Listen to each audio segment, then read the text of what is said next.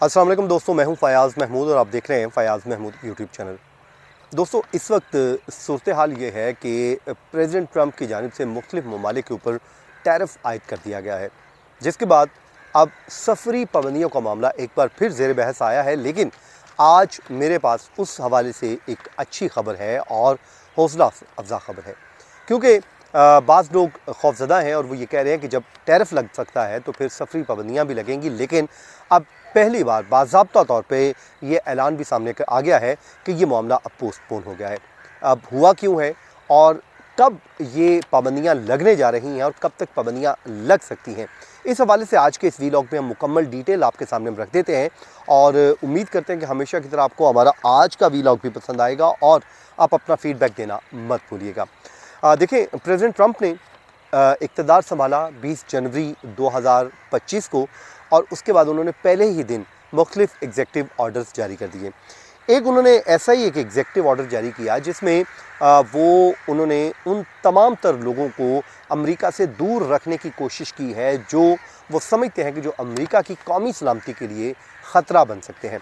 तो उसके बाद से लेकर वो मुख्तलिफ पॉलिसीज़ इख्तियार किए हुए हैं और मुख्तलिफ ऑर्डर्स पे ऑर्डर्स भी जारी कर रहे हैं। ऑल्दो के बाद उनके ऑर्डर्स कोर्ट्स में चैलेंज भी किए गए हैं और उनको न सिर्फ चैलेंज किया गया बल्कि उनके खिलाफ स्टे ऑर्डर भी आया और हत्ता कि यहाँ तक हुआ कि जुडिशरी और एडमिनिस्ट्रेशन आमने सामने आती हुई भी दिखाई दी।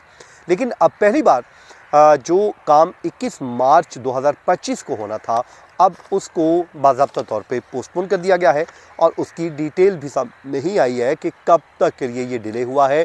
क्या ये मुस्तकिल डिले हो चुका है या फिर आने वाले दिनों में इसकी कोई डेट दे दी जाएगी। बिल्कुल आप दुरुस्त समझ रहे हैं। सफरी पाबंदियों के हवाले से मैं आपको बता रहा हूँ, प्रेसिडेंट ट्रंप ने जब पिछली अपनी टर्म में पहली मुद्दत में इक़्तिदार संभाला था तो उन्होंने पहले ही रोज़ मुस्लिम ममालिक के ऊपर, कुछ मुस्लिम ममालिक ऐसे थे जिनके ऊपर बैन कर दिया था और उसके बाद जब प्रेसिडेंट जो बाइडन की हुकूमत आई तो उसके बाद उन्होंने उसको ख़त्म कर दिया था। उसके बाद से कोई भी मुल्क उनकी बैन लिस्ट में नहीं था। लेकिन अब जब ये इक़्तिदार संभाला तो रॉयटर्स की जानिब से ये ख़बर दे दी गई कि कुछ ममालिक को रेड लिस्ट में रखा गया है, कुछ को येलो में और कुछ को ऑरेंजेस में। 3 कैटेगरीज बताई गई और उसमें पाकिस्तान का नाम भी सामने आ रहा था, जिसमें खासा ढंढोरा पीटा गया मीडिया में भी कि जी पाकिस्तान के ऊपर पाबंदियाँ लगने जा रही हैं, तो न जाने क्या कुछ हो रहा है। लेकिन उसके बाद जब डिटेल सामने आई तो उसमें मालूम ये हुआ कि रेड लिस्ट में पाकिस्तान नहीं है और रॉयटर्स और न्यूयॉर्क टाइम्स यहाँ पर भी कन्फ्यूजन का शिकार हुए और एक ने कहा कि जी ऑरेंज में है, दूसरे ने कहा येलो में है। लेकिन मेरी जो खबर ये थी कि उस दोनों जो है वो पाकिस्तान रेड लिस्ट में तो किसी भी सूरत नहीं था और 60 दिन का टाइम दिए जाने की बातें हो रही थी। लेकिन वैसे ही अब ये तमाम तर बातें भी हवा हुई हैं और बाकायदा तौर पे इसको डिले कर दिया गया है, जिसके लिए महकमा खारजा के मुताबिक ये बताया गया है कि इस बात का कोई अब वक्त मुतय्यन नहीं किया गया है कि ये आदमी जो बैन लगाया जाना है ये लगेगा भी या नहीं, ये भी अभी को क्लियर नहीं है और कब लगेगा ये भी क्लियर नहीं है, कोई डेट भी नहीं दी है। और इस हवाले से कब ये सफरी पाबंदियों निफाज होगा, इस हवाले से जो है दफ्तर खारजा कहता है कि ऐसा अभी कुछ मालूम नहीं। ये पाबंदी वो कहते हैं कि उस एग्जेक्टिव ऑर्डर के तहत लगनी है, अगर लगी तो, जिसमें प्रेसिडेंट ट्रंप ने 20 जनवरी को एक एग्जेक्टिव ऑर्डर पास किया था जिसमें उन्होंने गैर मुल्की जो दहशतगर्द थे और दीगर को अमेरिका के तहफ़्फ़ुज़ से मुतल्लिक़ ये किया गया था उनको दूर रखने के लिए, और उसका मकसद कौमी सलामती और अवामी तहफ़्फ़ुज़ को यकीनी बनाना था। अब जिन सफरी पाबंदियों के हवाले से जो हुकाम काम कर रहे हैं, जो वो कौन कौन से हैं वो मैं आपको बता देता हूँ। अभी डेट नहीं आई है लेकिन फिर भी डिटेल सामने आई हैं। उसमें सेक्रेटरी ऑफ स्टेट हैं, अटॉर्नी जनरल हैं, सेक्रेटरी ऑफ होमलैंड सिक्योरिटी हैं और उसके अलावा डायरेक्टर ऑफ नेशनल इंटेलिजेंस हैं। ये वो अफराद हैं जो ये मुतवक्का जो लिस्टें हैं वो जिन्होंने कहा है कि तैयार करेंगे। तैयार करने के बाद ये लिस्टें प्रेसिडेंट को जाएंगी, उसके बाद ज़ाहिर है जो फैसला होगा वो उसके बाद होगा। और उसमें जो इस हुक्मनामे के मुताबिक जो 60 दिन के अंदर उन ममालिक की निशानदेही और पाबंदी के नफाज की मोहलत भी की गई है। और जो रेड लिस्ट मुतवक्का तैयार की गई थी वो मैं आपको बता देता हूँ कौन कौन से ममालिक हैं।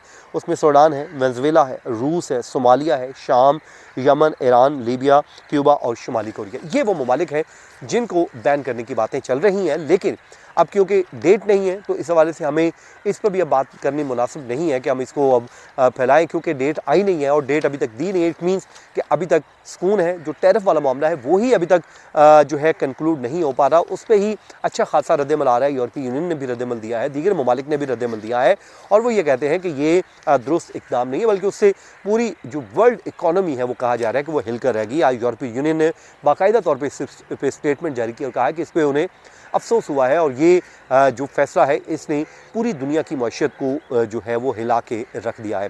अब आने वाले दिनों में इस हवाले से और भी चीज़ें होंगी, लेकिन स्पेसिफिक जो पाकिस्तान के खिलाफ प्रोपेगेंडा किया गया वो उसमें तो बिल्कुल कोई सदाकत नहीं थी। मैं पहले दिन से आपको बता रहा हूँ, और ख़ासकर उस वक्त जब प्रेसिडेंट ट्रंप ने पाकिस्तान की खुद आके तारीफ़ की कि जी पाकिस्तान ने उनके साथ जो काम किया है, जो मिलके काम कर रहे हैं, दोनों ममालिक की गवर्नमेंट टू गवर्नमेंट काम चल रहा है, तो उसमें खुल के पाकिस्तान की तारीफ़ की गई। उसके बाद सेक्रेटरी ऑफ डिफेंस ने भी तारीफ़ की। तो उसके बाद पाकिस्तान का नाम खाम खा वो कहते हैं कि बीच में शामिल कर दिया गया ताकि उस सिचुएशन को जो पाकिस्तान के हक में जा रही थी डिफ्यूज़ करने की कोशिश की। उसमें कुछ हमारे अपने लोग भी जो है सोशल मीडिया पे जो बैठे होते हैं उन्होंने भी ये कोशिशें की और जिससे नुकसान पहुंचाने की कोशिश की। लेकिन बहरहाल अभी तक आप ऊपर उम्मीद रहें, और जो टैरिफ की बात हो रही है वो सिर्फ पाकिस्तान पर नहीं लगा बल्कि पूरी दुनिया पर लगा है। तो इसलिए वो भी सिर्फ अपने आप को ब्लेम करने के बजाय आप देखें कि पूरी दुनिया पर लगा है और उसमें सिर्फ पाकिस्तान नहीं बल्कि दूसरे ममालिक भी मुतासिर हुए हैं। तो अपना बहुत सा ख्याल रखें, जहाँ रहें खुश रहें। मुझे दीजिए इजाज़त, अल्लाह हाफ़िज़।